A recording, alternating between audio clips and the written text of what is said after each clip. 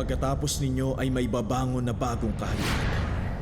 May pangatlo at may pang-apat na singlakas ng bakal.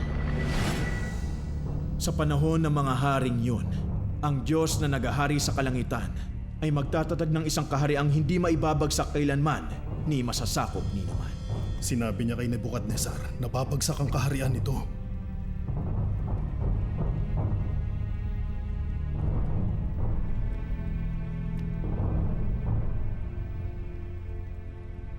Tunay na ang Diyos mo ang pinakadakila sa lahat ng mga Diyos at Panginoon ng mga hari.